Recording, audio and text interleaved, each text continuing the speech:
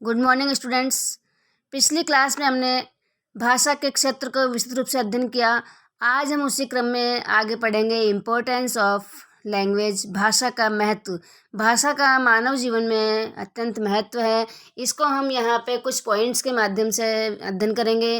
तो सबसे पहला हमारा जो पॉइंट है वह है भाषा जो है विचार विनिमय का सर्वोत्तम साधन है। Language is the best medium of change of ideas. भाषा के बिना मनुष्य एक जंगली जानवर के समान माना जाता है। भाषा के बिना वह एक जंगली जानवर के समान जीवन यापन करता है। मानव जीवन के समस्त एक्टिविटीज़ हैं वो लैंग्वेज के द्वारा ही पूर्ण हो पाती हैं। भाषा द्वारा मनुष्य अपने विचारों का एक दूसरे को सरलतापूर्वक आदान प्रदान कर पाता है।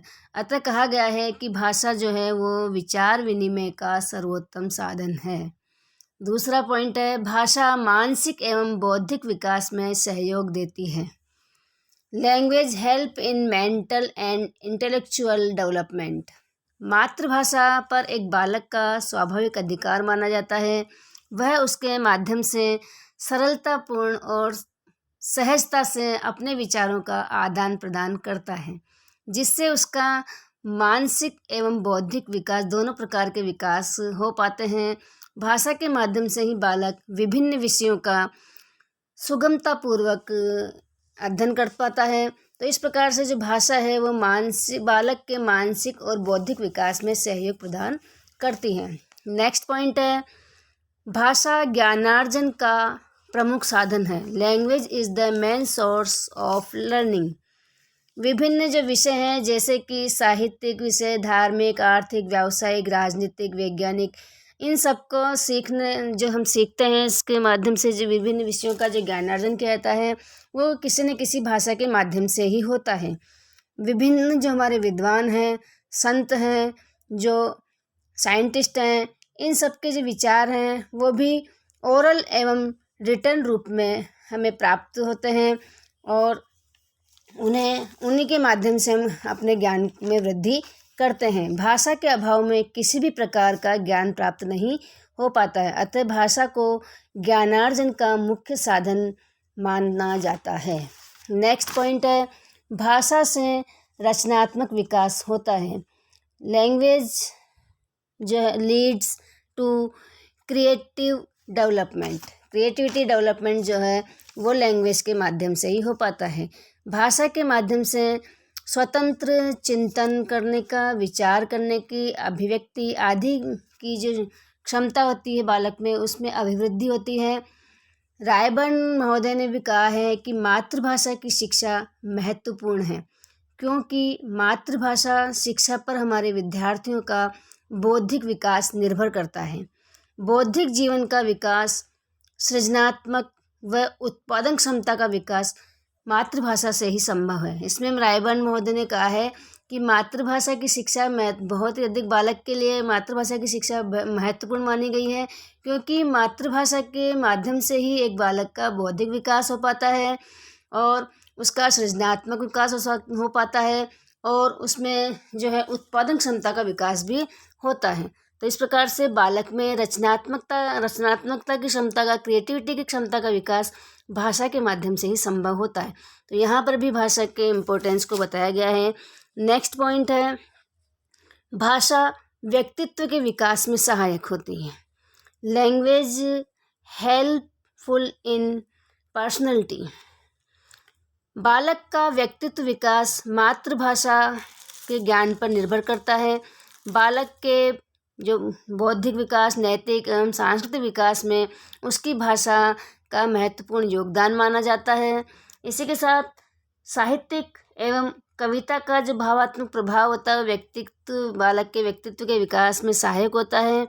इसी तरह से भाषा से ज्ञान वृद्धि होती है। बालक अपने आप को एक्सप्रेस कर पाता है, आत्माभिव्यक्ति कर पाता है, रचनात्मकता का उसमें विकास होता है और सृजनात्मकता का उसमें विकास होता है।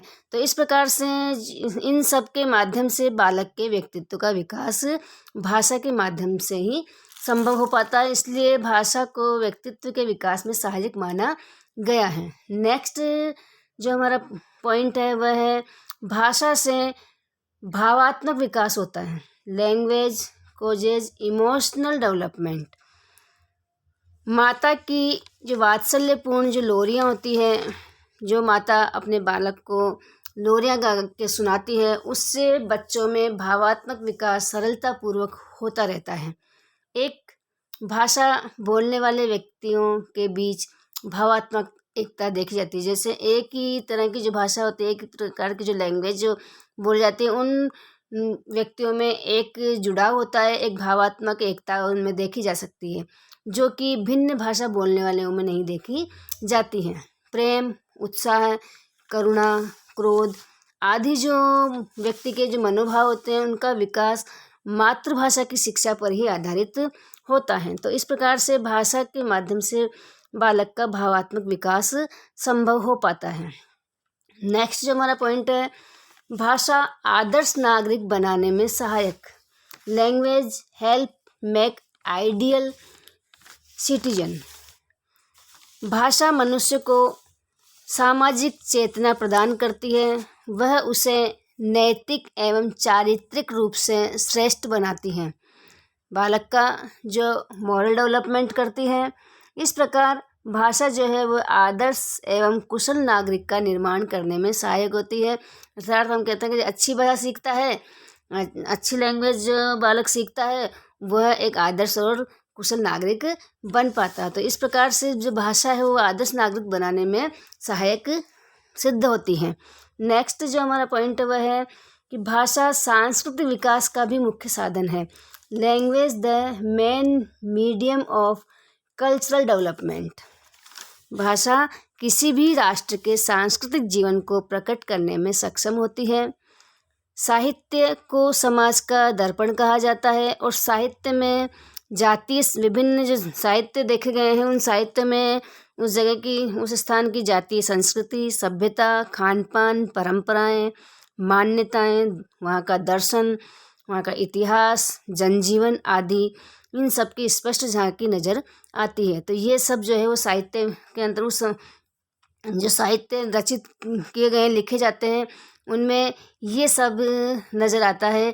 ये सब भाषा के माध्यम से ही एक पीढ़ी से दूसरी पीढ़ी की ओर अग्रसर होता है। तो इस प्रकार से भाषा के माध्यम से सांस्कृतिक विकास होता है, इसलिए भाषा को सांस्कृतिक विकास का मुख्य साधन माना गया है।